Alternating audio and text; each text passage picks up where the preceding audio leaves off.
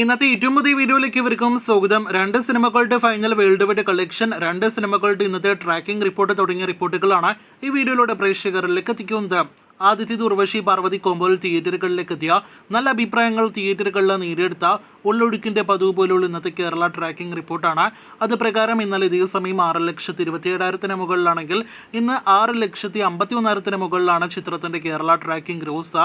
ഇന്നും സിനിമയ്ക്ക് 10-15 ലക്ഷം റേഞ്ചിലെ കേരള ഗ്രോസ് ഉണ്ടാകും. കഴിഞ്ഞ ആഴ്ച വിദേശ രാജ്യങ്ങളിൽ റിലീസ് ചെയ്ത സിനിമയുടെ വേൾഡ് വൈഡ് കളക്ഷൻ 3,50,00,000 അടുക്കുന്നു. മഹാരാജ എന്ന സിനിമ 100 കോടിയിലേറെ വേൾഡ് വൈഡ് ഗ്രോസ് കളക്ഷൻ നേടിയെടുത്ത ഈ വർഷത്തിലെ രണ്ടാമത്തെ തമിഴ് സിനിമയാണല്ലോ.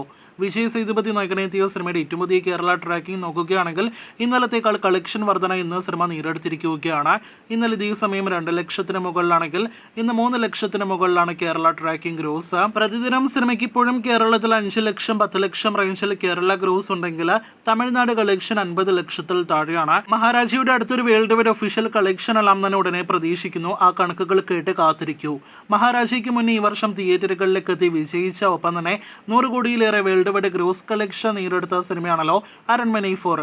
ഡിസ്നി പ്ലസ് ഹോട്ട്സ്റ്റാറിൽ നിലവിൽ ലഭ്യമായ സിനിമയുടെ ഫൈനൽ തമിഴ്നാട് ഒപ്പം തന്നെ വേൾഡ് വൈഡ് കളക്ഷൻ പുറത്തു വരുമ്പോൾ 110 കോടിയിലേക്ക് സിനിമയുടെ വേൾഡ് വൈഡ് ഗ്രോസും 67 കോടിയിലേക്ക് സിനിമയുടെ തമിഴ്നാട് ഗ്രോസ് കളക്ഷനും എത്തിയിരിക്കുകയാണ്.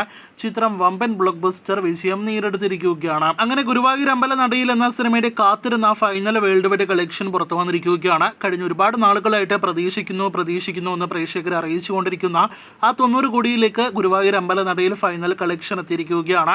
90 കോടി 20 ലക്ഷം രൂപയാണ് സിനിമയുടെ final world wide gross collection. ഇതിൽ 48 കോടി 2 ലക്ഷം രൂപയും കേരളത്തിലാണ് വന്നിരിക്കുന്നത്. 20 കോടിയോളം ബഡ്ജറ്റിൽ തിയേറ്ററുകളിലേക്ക് എത്തിയ സിനിമ ഇന്ത്യൻ ബോക്സ് ഓഫീസിൽ മാത്രം 55 കോടി 34 ലക്ഷം കളക്ഷൻ നേടിയെടുത്തപ്പോൾ ഓവർസീസിൽ നിന്ന് 34 കോടി 86 ലക്ഷമാണ് ഗ്രോസ് കളക്ഷൻ നേടിയെടുത്തത്. അങ്ങനെ പൃഥ്വിരാജിന്റെ ഈ വർഷത്തിൽ അടുത്ത ബ്ലോക്ക് ബസ്റ്റർ സിനിമയായിട്ട് കൂടി ഗുരുവായൂർ അമ്പലനടയിൽ മാറിയിരിക്കുകയാണ്. ഡിസ്നി പ്ലസ് ഹോട്ട്സ്റ്റാറിൽ സിനിമ നിലവിൽ ലഭ്യമാണ്. കാത്തിരിക്കൂ കൂടുതൽ ഇതുപോലുള്ള ബോക്സ് ഓഫീസ് റിപ്പോർട്ടുകൾ കേട്ട്.